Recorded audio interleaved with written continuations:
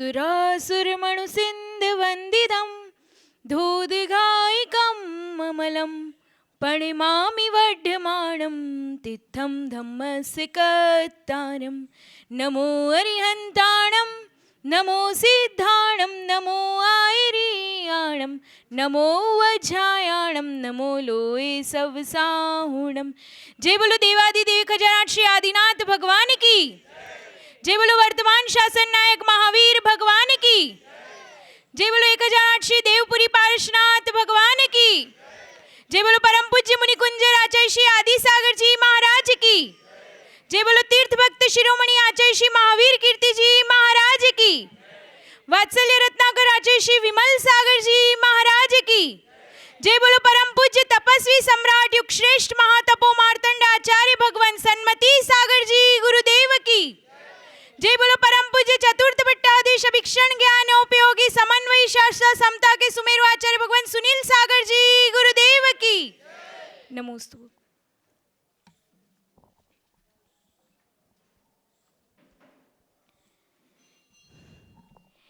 एक बार की बात है,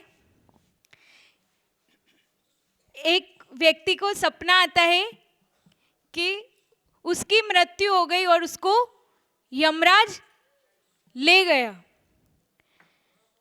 उसने कुछ अच्छे कर्म किए होंगे तो उसको यमराज स्वर्ग लोक में ले गए। फिर वहां जाकर वहां पर यमराज ने उसे छोड़ दिया और फिर जब यमराज ने उस व्यक्ति के हाथ में एक पोटली देखी तो यमराज ने कहा ये क्या है? तो उसने कहा ये मेरे जीवन भर की कमाई है।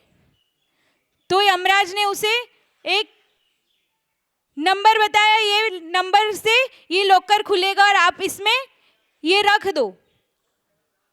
तो उस व्यक्ति ने भी यमराज के कहने पर वहां पर रख दिया अपना सारा धन जो कमाई करी थी वह। फिर वह हाथ मुंह पैर धोकर बाजार में वहां घूमने के लिए निकलता है। तो वहां एक शॉपिंग मॉल दिखता है। वहां पर अलग अलग जगह से सारी चीजें लेकर एक टोकरी में इकट्ठी कर लेता है जो उसको आवश्यकता होती है, और वह लेकर वहां मेन काउंटर पर आता है और फिर 2000 रुपये निकाल के उसने उस शॉपिंग मॉल वाले को दिए। तो उसने कहा ये करेंसी तो यहाँ पर नहीं चलेगी। तो उसने कहा क्यों? तो उस शॉपिंग मॉल वाले ने कहा कि तुम्हें इतना भी नहीं पता है एक देश से दूसरे देश में करेंसी नहीं चलती है।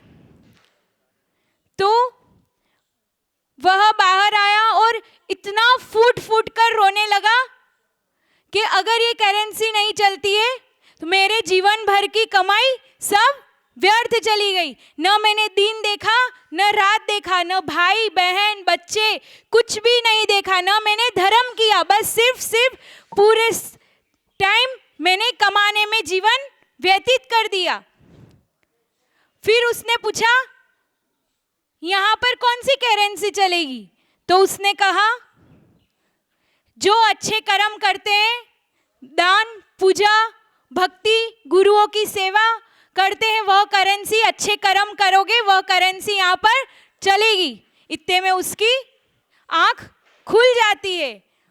तो इससे ये शिक्षा मिलती है कि हमें कमाते धन इकट्ठा नहीं करना चाहिए, दान देते रहना चाहिए। जैसे अभी बता रहे थे संत भवन का निर्माण होना है, तो आप लोगों ने भी जो कमाया है उसका दान करोगे तो आपकी कमाई बढ़ती ही रहेगी। ऐसा नहीं है दान करने से कमाई आपके जो पैसे उसमें से कम हो जाएंगे आप, और ऐसा नहीं है आप जो दान दोगे उसमें से आचार्य भगवान लेकर जाएंगे साथ में कमीशन में। आपने जो पंच कल्याणक कराया उसमें इतनी बोलियां लगी, उसमें से आचार्य भगवान कुछ लेकर गए क्या? नहीं ले गए ना। तो फिर अपना दिल खोलकर जितना पैसा दे सकते हो, जितना दान दे सकते हो दो। कुछ भी साथ में ये लेकर नहीं जाएंगे ना आप लेके, आपका भी यहीं का यहीं रहने वाला है। जो दान करोगे वो साथ में जाएगा। इसलिए जितना हो सके उतना दान करो और गुरु भगवान के प्रति श्रद्धा भक्ति रखो तो हमारा सब काम अच्छा होता है। अभी नमन भैया बता रहे थे कि हमारा सारा काम आचार्य भगवान के आशीर्वाद से होता गया। उनकी गुरु के प्रति ऐसी श्रद्धा, अटूट श्रद्धा कि उनको बोलना भी नहीं पड़ता और उनके सारे काम हो जाते। ये तो जैन अजैन लोगों की बात करें, अभी बोरी में जो पंच कल्याणक हुआ वहां पर जहाँ माता जी जिनके निवास स्थान में रुकी थी, वो महिला बता रही थी, माता जी आप लोग आए तो बहुत अच्छा हो गया, जबकि उन्होंने आचार्य भगवान के पास आकर न आशीर्वाद लिया, दूर से दर्शन किए और हम लोगों को रुकाया उनके घर में और दर्शन किए। फिर उन्होंने कहा आप लोग आए, उनके दामाद जी रीट का एग्जाम दिया था, बोले 3 बार से एक नंबर से रह रहे थे, इस बार आचार्य श्री सुनील सागर जी महाराज आए और हमने उनके दर्शन किए और इस बार उनका सरकारी नौकरी लग गई। तो जबकि उनकी श्रद्धा, उन्होंने आचार्य भगवान को कुछ नहीं कहा, दूर से दर्शन किए, पास आकर भी दर्शन किए। अगर मन में श्रद्धा भक्ति होती है तो हमारे सारे काम हो जाते हैं।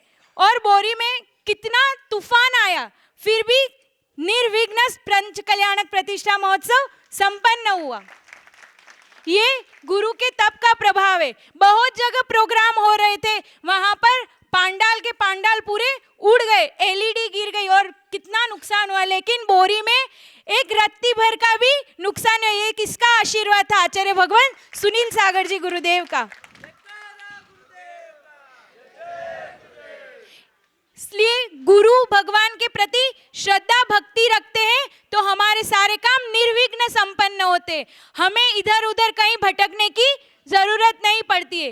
रोज सुबह अभिषेक करो, मंदिर में पूजन करो। अगर मुनि महाराज, कोई साधु महाराज अपने गांव में विराजमान हो तो उनको आहार दो, चौका लगाओ, तो अपने आप सारे काम होते जाते हैं, कहीं और मांगने की जरूरत नहीं पड़ती है। और जो अभी संत भवन बनने वाला है उसमें जितना हो सके उतना दान करना तो सब कुछ अच्छा होगा, नहीं तो हमारा भी उस व्यक्ति की तरह हाल नहीं हो जाए कि हमारा सारा धन ऐसा के ऐसा रह जाए और हम चले जाए।